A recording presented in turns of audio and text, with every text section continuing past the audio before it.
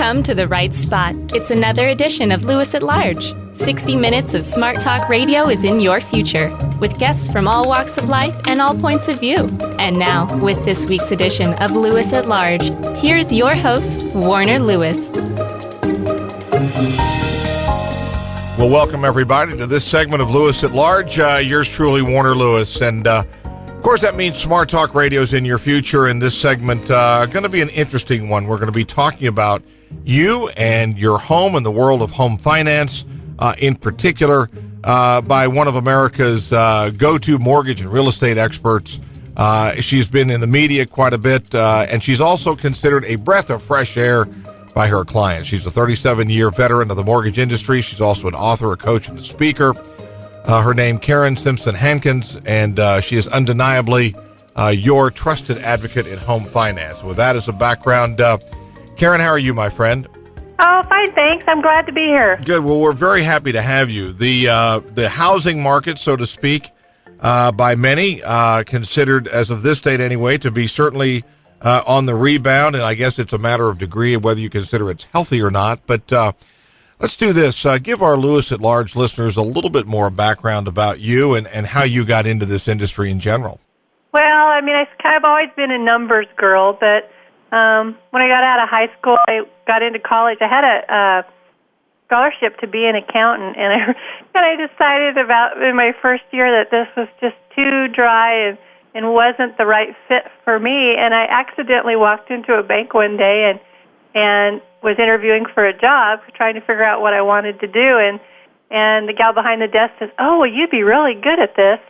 And I started doing mortgages, and that was 37 years ago. And the rest is history. Yeah. Well, and I've always got such a personal satisfaction out of helping people make one of the biggest decisions or purchases that they'll make in their lifetime. Right. Well, you have seen in almost 4 decades, you've seen lots of changes. Yeah. Let's just start here. Let's start with present day. Just fundamentally, what is different about the housing markets? And let's just narrow this to the single family housing market today than it was even 5-10 years ago. Well, I think that the pendulum swings really far both directions, and it's in the early mid-2000s, anybody could breathe, could buy a house. I mean, there was just a segment of the market or a product for every segment of the market, and when the whole thing kind of fell apart, the housing bubble burst, and the credit crisis hit, then it kind of went back the other direction, and now everybody's kind of in cover your butt mode, and we went from no documentation to low documentation loans to complete documentation loans and really strict underwriting. And I think that that's the biggest issue for consumers today to deal with, is because everyone is so strict and so critical. They have to explain every element of their financial history, and it's just a little intimidating and hard to handle. What do you find today's consumer? In theory, I would think they would be more educated about the world of single-family home purchases and that whole process, but are they really? I don't think so. I think there's a real lack of awareness with really what's going on in the market, and I can tell you that that's usually how people get taken advantage. It can be said that it's what people don't know they don't know that puts them at risk. And now, more than ever, consumers really need to be educated about what their options are and be prepared for that so that they don't get taken advantage of. There's 9 critical questions that I believe that every consumer should ask a loan officer or a lender prior to working with them that helps with that process. Can you share with us just the top maybe 2 or 3, or the ones at least out of that list that you think are the most critical? Well, I think the number one most important thing is the whole pre-approval process. People talk about going in and getting pre-qualified, and there's pre-qualified and pre-approved, and they're not created equal, and there's a misconception about that. When somebody gets pre-qualified, usually what happens is a lender will crunch a few numbers, say, "Oh yeah, you look pretty good. I think everything's fine." They issue a letter, and the people think they're pre-approved, and they go off and find their dream home. And what can happen is an underwriter has never looked at that file. They go through the home loan process, and 3 days before closing, it all falls apart again because an underwriter's never looked at the file. In a pre-approval process, that's a full credit approval subject to a property, and it's as good as money in the bank. What does the real estate? And again, we're not here to throw positive or negative light on the real estate community, but in general, across the desk, the real estate agents and the real estate community in general, are they more savvy? Are they better at educating the consumers than before? Well, I think they can be. I mean, I'm a big advocate of consumers working with a realtor, primarily because they're out in the neighborhoods every single day. They kind of know what's going on in a transitioning aspect of a neighborhood, whether it's improving or declining. They know what kind of zoning issues may be going on, or drainage issues, or just neighborhood implications that connect with a property that a consumer might not know.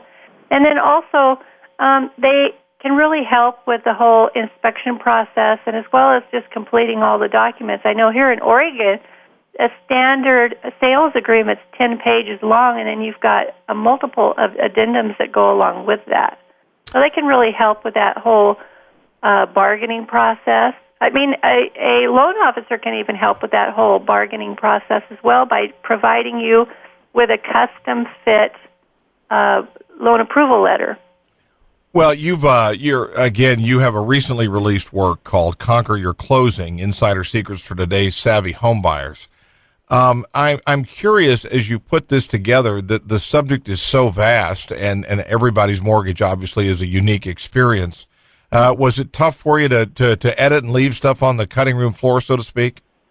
Well, no. What I did when I put together my book, Conquer Your Closing, I went out and spent a lot of time looking at the other competitive books on the market, and so much of them are too dry, too technical, and they don't really tell a consumer what they need to know. So what I did is I took my 37 years experience of sitting across the desk from a consumer, looked at the typical questions that they usually ask or the information that they needed to know, and I put it in the book. And so there's not a lot of product information, but it's about the things that will save you time, will save you money, and save you stress. Again, if you just joined us, here's truly Warner Lewis from the flight deck here of Lewis at Large Radio. You're in the midst of Smart Talk Radio. Our guest this segment is Karen Simpson Hankins. She is a author and a 37-year-plus veteran of the mortgage industry, kind of considered America's go-to mortgage and real estate expert. A brand new work called Conquer Your Closing: Insider Secrets for Today's Savvy Homebuyer. She also has her own radio show called Surviving the Credit Crisis. Let's cast our gaze that way overall. And again, starting in 2008, the world kind of changed for a lot of people financially. How good have we been at working our way back to even, so to speak? Well, I think we do have a ways to go. I mean, I'm starting to see, at least in our area, property values starting to stabilize and even appreciate a little bit. I think a lot of the demand that we're seeing today is due to lack of inventory because we've gone the last few years without a lot of inventory coming on the market. I do believe there's still another flood of foreclosures that's going to be coming out here pretty soon, which will provide some inventory, but it still can be difficult on a market because they keep prices stagnant. I think a lot of these foreclosures are coming out now that actually happened within the last couple of years, but got hung up in the whole MERS scandal and the robo-signing stuff and lawsuit and that kind of thing. So they're just now starting to appear back onto the market. What about, let's talk about the issue, again, government regulation. There has been a massive government response. Some will say absolutely over the top in terms of adding additional red tape, disclosures, et cetera, like you've referred to earlier. I'm curious, in particular, from your point of view, you're a longtime veteran of this industry. You've seen people probably get taken from time to time, but you've also seen the massive amount of bureaucracy and paperwork. Where are we on this continuum? Has the as they say, the pendulum swung too far the other way? Well, yeah, I agree. I do. I think, matter of fact, I'm pretty opinionated about that element. I mean, I think that the whole Consumer Financial Protection Bureau was brought about to provide transparency to the consumer, and I think really all it's done is just muddy the water because you just don't know who to listen to from one day to the next, and it's really hard to clarify where we're headed. And I think that with a lot of the new disclosures and the new qualified mortgage rule that's coming out in January, that lenders will be financially responsible for making sure that a borrower can't afford a payment, opens the door to liability that's just going to cost the consumer down the road. I mean, the cost to do a loan is going up because of conformance and that kind of thing to these new guidelines. You know, we talk, this word transparency is used a lot. I'm curious, from your opinion, are consumers, in fact, taking advantage of what supposedly is this new age of transparency? Well, I think the age of transparency is actually a myth. I think that there's less transparency than there were before. The typical good faith estimate went from a one-page form to a three-page form, and it's really hard for the consumer to be able to shop and understand, which category what fee is supposed to go into, and a lot of the lender fees now are all lumped into one particular category on the page, which it makes it really hard for the consumer, in my opinion, to shop. Karen, are there parts of the country that you see are necessarily coming back faster, or are you seeing this coast to coast? Well, I mean, from what I've seen, there's pockets. Some areas, a lot of it depends on employment and that type of thing. So the areas that have employment coming back will usually have, more demand for housing, because if you don't have a job, you're not going to be buying anything. What about, and also in terms of price ranges, and again, obviously a home in Long Island might be a little bit more than a home in Western Kansas, given the same parameters, but just in general, are there particular segments of the housing market that are doing better than others? Well, I hear that. I don't really know for sure. I primarily spend a lot of my time in the Oregon area, which is where I live, and I know that here that prices have been improving. Matter of fact, we've probably seen anywhere from a 15 to 20% improvement in prices within the last couple of years. But there's still a lack of inventory. We're still not out of the water yet. And again, I'm curious, as when the market was so depressed and houses were so low, and rates, although while they continue to be low, were at their lowest, did you see some savvy consumers snapping up properties to be rental properties?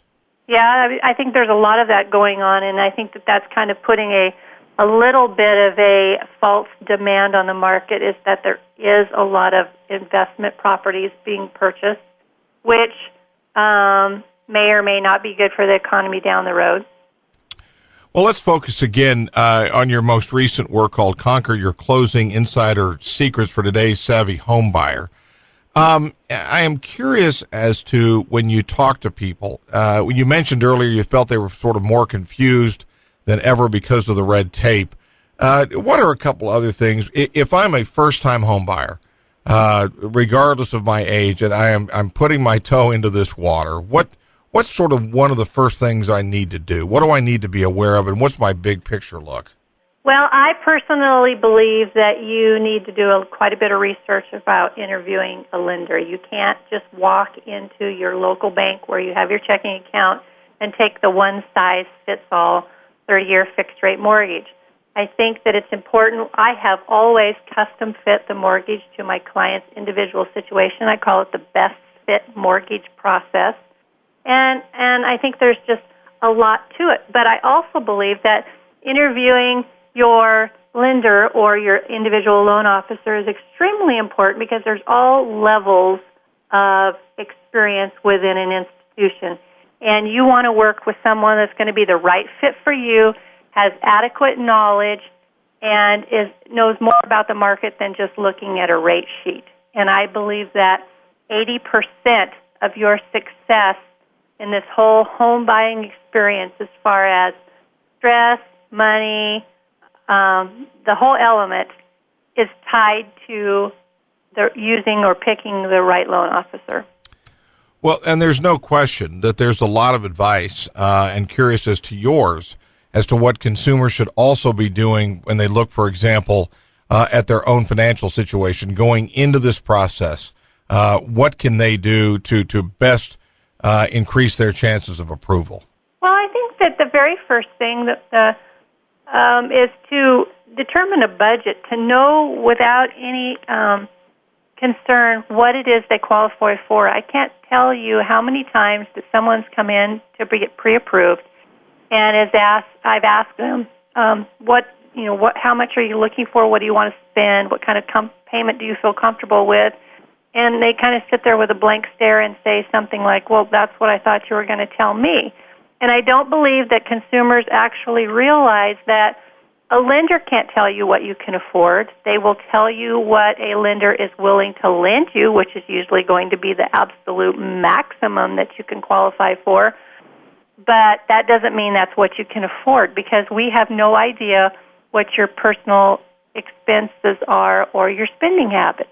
And so completing a budget and really knowing for sure what payment you're comfortable with is going to be your biggest first step. All right, Karen, kind of the opposite way, but and what are some things that consumers should absolutely not do, or what expectations should they not have as they start the process? Well, again, going down to their local bank and just taking the first loan that they is offered them. I think that they need to do an evaluation process to figure out what their financial goals are, to know which product's the right product for them. Also, I think one of the things that they don't do soon enough is that they don't pull their credit report like 6 months prior to applying, and then they get into a loan application and they've got to close in 30 days and find out there's unexpected information or something's being reported incorrectly on their credit report. And people don't realize how difficult it is to correct something on a credit report within 30 days. And I can tell you that if it has an impact on your credit score, even by as little as 20 points, that there's add-ons to pricing for credit score. And if you, let's say, for example, you have a 720 credit score as your optimum pricing, and your credit score is 700, there's going to be an add-on to pricing that could be equivalent to $1,000 a year in additional payment. Well, over the life of the loan, that can add up to several $1,000s worth of extra interest that you paid because you didn't do your homework before you actually applied.